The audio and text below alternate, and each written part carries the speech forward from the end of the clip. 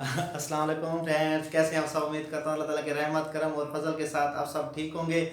आज मैं हाजिर हूँ आपकी खिदमत में। आज देखेंगे केमिस्ट्री का नया टॉपिक, नया ब्लॉग है जी। आज हमारा जो केमिस्ट्री का टॉपिक है वो है ऑर्गेनिक कंपाउंड।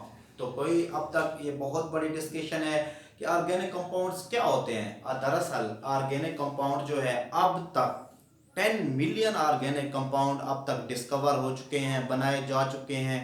तो आज देखेंगे इसकी डेफिनेशन क्या होती है ऑर्गेनिक कंपाउंड्स की, इसको किस चीज़ से जहर करते हैं, किस से लिए गए हैं, कोई थ्योरीज जो साइंटिस्ट ने पेश की हैं वो भी हम इसमें डिस्कस करेंगे। आइए चलते हैं।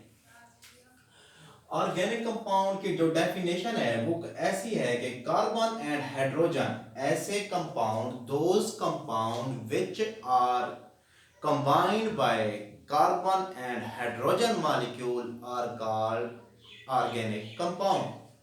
ऐसे कंपाउंड जिसमें कार्बन और हाइड्रोजन पाया जाए या कार्बन और hydrogen get combined to form covalent with the help of covalent bond are called organic compound. ठीक है जी। ऐसे ऑर्गेनिक कंपाउंड ऐसे कंपाउंड जिसमें कार्बन और हाइड्रोजन के दरमियान कोवलेंट बॉन्ड हो। कौन सा बॉन्ड हो जी? Covalent bond. और कोवलेंट बॉन्ड के नतीजे में कार्बन और हाइड्रोजन से मिलकर जो मॉलिक्यूल जो कंपाउंड बनते हैं उनको कहते हैं ऑर्गेनिक कंपाउंड। यहाँ तक थी सिर्फ डेफिनेशन।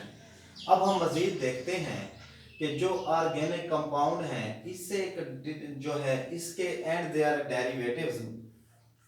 अब ऑर्गेनिक कंपाउंड की एक नई डेफिनेशन, ऑर्गेनिक केमिस्ट्री की एक डेफिनेशन है, the branch of chemistry that deal hydrocarbons called organic chemistry. Science की ऐसी ब्रांच जिसमें ऑर्गेनिक हाइड्रोकार्बन्स का मुताला किया जाए, that is called organic chemistry. ये हो गई हमारी ऑर्गेनिक केमिस्ट्री, ये हो गया ऑर्गेनिक कंपाउंड। इसी ऑर्गेनिक कंपाउंड्स के बाद हमने देखना है व्हाट इज मॉलिक्यूलर फार्मूला। लेकिन इसको अभी आप रहने दें। अभी हम देखते हैं 19 सेंचुरी 19वीं सदी में Jacob Berzelius vital force theory. Jacob Berzelius 19 century में उसने एक थ्योरी पेश की जिसको हम कहते हैं वाइटल फोर्स थ्योरी। जैकब ने एक थ्योरी पेश की जिसको हमने किस चीज का नाम दिया हुआ है? Vital force theory. What is vital force theory?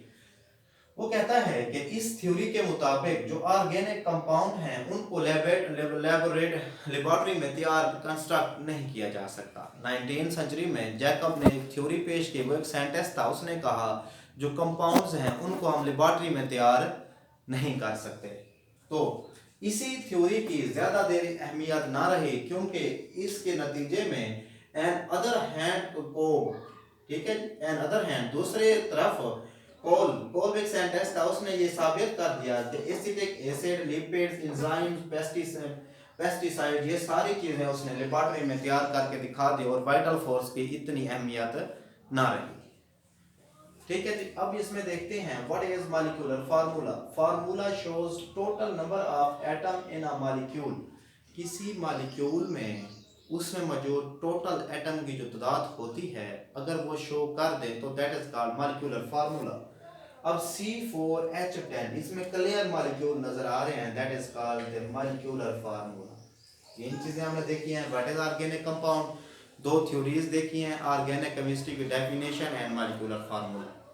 Organic compound ऐसे कंपाउंड जिसमें हाइड्रोजन और कार्बन पाए जाएं, कोवलेंट बॉन्ड से जुड़े हुए हों, उसको हम ऑर्गेनिक कंपाउंड्स कहते हैं। उसके बाद मॉलिक्यूलर फार्मूले में ऐसा formula show total number of atom in a molecule, total number जो है एटम के वो शो कराए।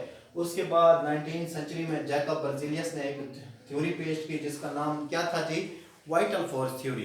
तो उस थ्योरी के मुताबिक जो ऑर्गेनिक कंपाउंड्स हैं उसको हम लेबोरेटरी में तैयार नहीं कर सकते। लेकिन दूसरी तरफ एक साइंटिस्ट था कोल, उसने कहा कि हम इसको तैयार कर सकते हैं और उसने एसिटिक एसिड, लिपिड्स, एंजाइम और पेस्टिसाइड तैयार करके दिखा दिए। ये था आज का हमारा topic. Please if any question please comment your comment नीचे कमेंट बॉक्स में, then I will give your answer. Thanks. Allah हाफिज़।